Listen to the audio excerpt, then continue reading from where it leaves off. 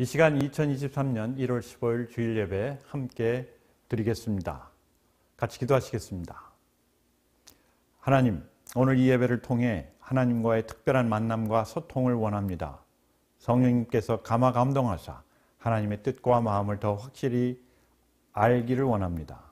또한 이 예배를 통해 주시는 은혜와 능력으로 이번 한 주 살아갈 수 있기를 우리 주 예수님 이름으로 기도합니다. 아멘. 우리 같이 하나님 말씀 보며 읽겠습니다. 하나님의 말씀은 예레미야 29장 11절입니다. 같이 읽겠습니다. 여호와의 말씀이니라. 너희를 향한 나의 생각을 내가 아나니 평안이요 재앙이 아니니라. 너희에게 미래와 희망을 주는 것이니라. 다시 읽겠습니다. 여호와의 말씀이니라. 너희를 향한 나의 생각을 내가 아나니 평안이요 재앙이 아니니라. 너희에게 미래와 희망을 주는 것이니라. 여러분 아시겠지만 김재희 목사님이 이번 주 목요일 캄보디아와 필리핀 선교를 떠나십니다. 아주 오랫동안 계속 하신 선교입니다. 저도 또한 2011년 선교사 파송을 받고 미국서 한국으로 나갔습니다. 한국에 있는 외국인들을 선교하기 위해서였죠. 그러면 선교가 무엇인가? 꼭 외국으로 나가야만 선교인가? 선교는 한마디로 표현하면 하나님의 마음을 전하는 것입니다. 전도도 도를 전한다기보다는 하나님의 마음을 전하는 것입니다. 우리가 교회에서 매주 하는 예배, 봉사, 섬김, 교제도 하나님의 마음을 전하는 것입니다. 우리 한 사람 한 사람을 사랑하는 하나님의 마음, 우리 한 사람 한 사람에게 미래와 희망을 주시기를 원하시는 하나님의 그 마음을 전하는 것이 선교입니다. 이러한 하나님의 마음이 우리 마음에 전달되었을 때 우리 마음이 변화되고 우리의 삶이 변하기 시작하지 않았습니까? 이러한 하나님의 마음을 알게 되니 우리가 예배를 하고 전도를 하고 이웃을 섬기고 또 선교까지 나서는 것입니다. 저는 비록 어려서 미국에 이민을 왔지만 별 소망이 없이 살았습니다. 공부도 안 되고 친구도 없고 시간이 좀 남아서 그냥 신문을 돌리고 잔디 깎고 용돈 벌면서 지냈습니다.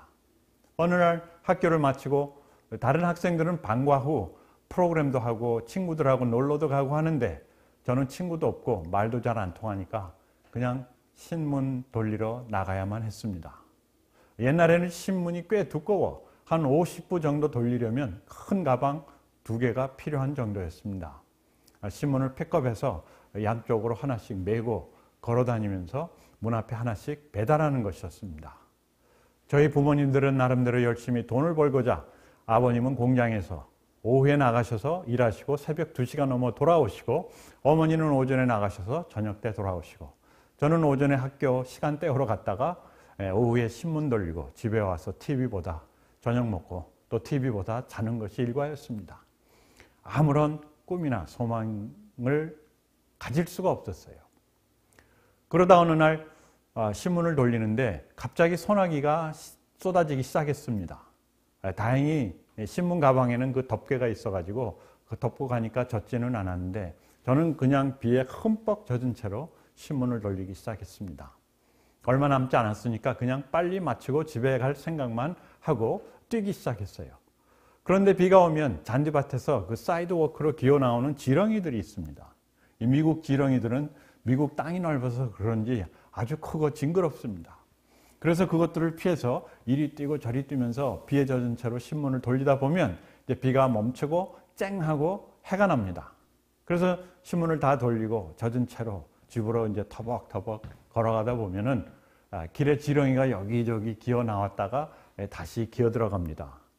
얘들이 비가 많이 와서 땅이 젖으면은 그 숨을 쉬지 못한답니다. 그래서 숨 쉬기 위해서 밖으로 나왔다가 그 다음에 이제 해가 나니까 비가 멈추니까 다시 자기 집으로 가는 거죠. 그런데 햇빛이 강하니까 길이 금방 말라요. 제때 들어가지 못한 지렁이들은 바닥에 붙은 채로 말라버리는 경우가 많이 있습니다.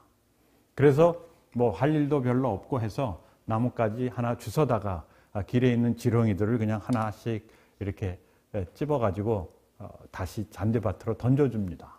그러면 이것들이 이제 다시 자기 집을 찾아서 들어가죠. 그런데 바로 앞에 붉은 지렁이 한 마리가 한 잔디밭까지 한 요 정도 남겨두고 말라 죽어 있었습니다. 4인치만 더 갔으면 살 수 있었을 텐데, 그리고 또 내가 조금만 일찍 왔으면 살았을 텐데 하는 생각이 들다가 갑자기 제가 바로 그 지렁이 같은 느낌이 들었습니다. 살려고 밖으로 나왔다가 살아남으려고 안간 힘을 쓰다가 말라 죽은 지렁이. 꼭 제 모습 같았습니다. 잘 살아보겠다고 미국에 왔는데 살아남으려고 안간 힘을 썼는데 들어가지 못하고 말라 죽는 것 같았어요. 미국이라는 나라에 비해 저는 그 오하이오 촌 구석에서 신문 돌리다가 어느 사이드워크에서 기어다니는 지렁이나 집어넣고 있는 제 모습이 너무 초라했습니다. 비참했습니다. 아무런 생각이 없었습니다. 그러면서 4년이 지나고 대학을 가고 교회를 다니게 되었고 수련회를 가서 말씀을 들었는데 강사님의 설교를 통해 제 마음을 사로잡은 말씀이 있었습니다. 이사야서 41장 14절. 외우기가 쉬운 게 이사야의 4114. 지렁이 같은 야곱아 내가 너를 도와주리라. 갑자기 강사님의 목소리 속에서 하나님의 음성을 들은 겁니다. 지렁이 같은 야곱아 내가 너를 도와주리라. 지렁이 같은 동시가 내가 너를 도와주리라. 옛날 신문 돌리던 시절에 길바닥에서 말라 죽어가는 지렁이가 갑자기 생각났습니다. 옛날 지렁이 같았던 제 모습이 생각났습니다. 옛날이 아니라 지금도 지렁이처럼 살아남으려고 안간 힘을 쓰며 기어다니는 제 모습이었습니다. 그런 지렁이 같은 저를 하나님이 도와주시겠다는 말씀이었습니다. 그런 지렁이 같은 저를 하나님이 사랑하신다는 말씀이었습니다. 누군가가 저를 사랑한다는 것을 처음 깨달은 순간이었습니다. 지옥 가기 싫어서 예수님을 믿는다고 하면서 교회를 다녔는데 하나님이 저를 사랑하신다는 것은 처음으로 알게 된 것이었어요. 저뿐만 아니라 세상의 모든 저 같은 사람들을 하나님이 사랑하시고 또 도와주시려고 하신다는 복음이었습니다.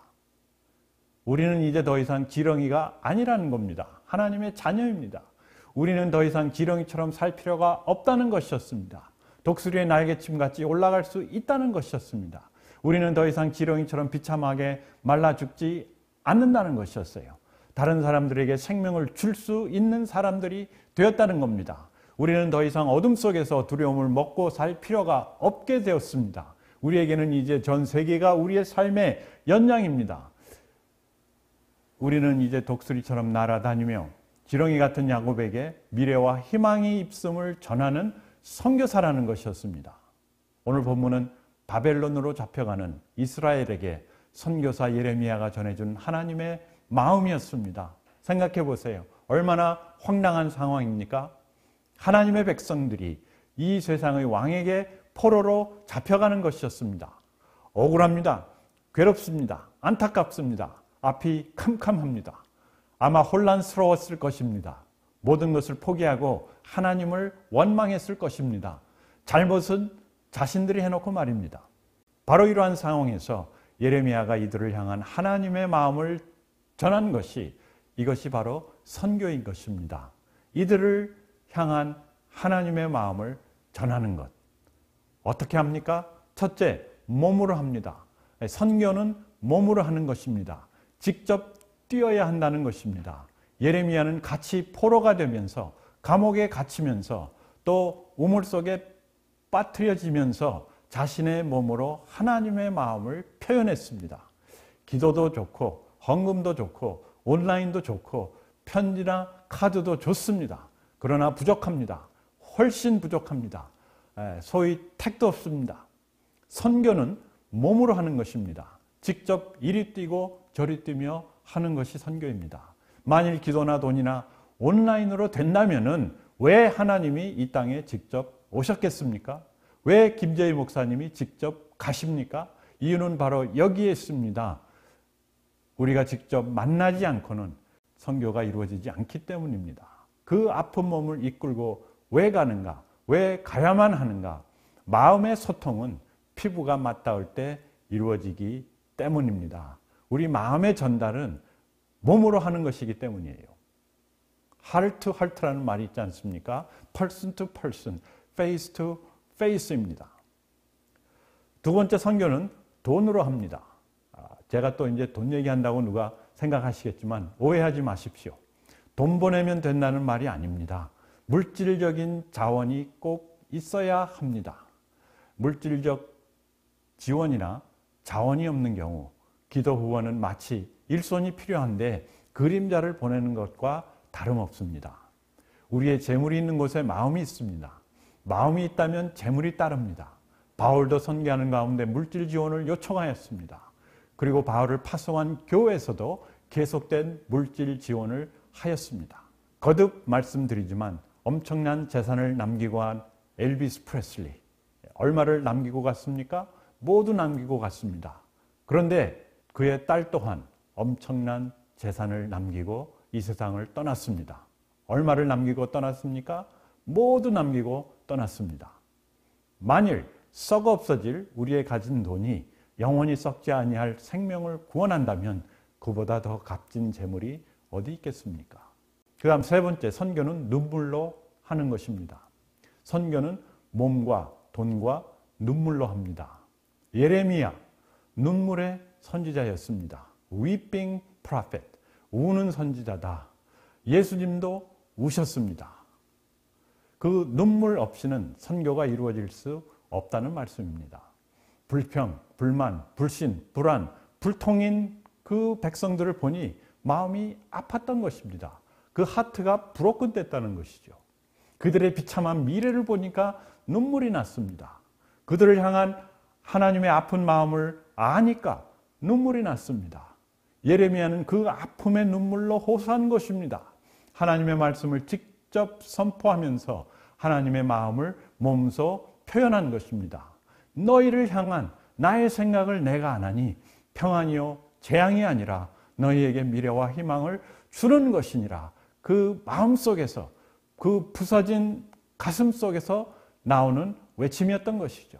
선교는 이와 같이 아픈 사람들과 그 아픔을 나누는 것입니다. 그렇기에 그 아픔을 알 때 할 수 있는 것이 선교입니다. 지금 당장 속히 죽기 전에 아까 그 지렁이가 제가 조금 일찍 도착했다면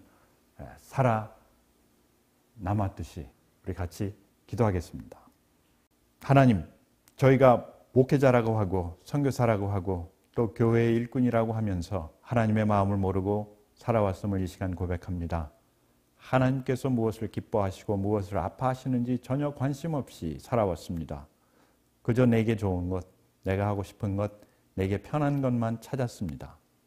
하나님, 우리의 영혼과 마음을 새롭게 하시옵소서. 세상의 여러 민족들의 아픔을 알게 하시옵소서. 하나님의 아픈 마음을 깨닫게 하시옵소서. 우리 주변에 있는 많은 사람들이 얼마나 아프고 괴롭고 또 그 마음이 무너져 있는지를 알게 하시옵소서. 성령님께서 오늘 전한 말씀을 통해 우리의 마음을 하나님의 마음으로 감화 감동시켜 주시옵소서. 그 마음으로 우리가 우리 식구들, 친구들, 또 주변 사람들 찾아가며 그들을 위로하고 회복해 하고 또 같이 선교할 수 있도록 역사하시옵소서.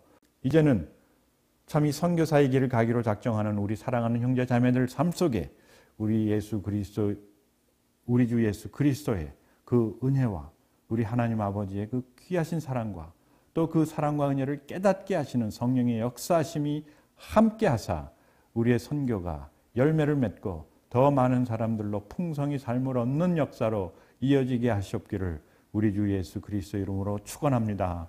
아멘.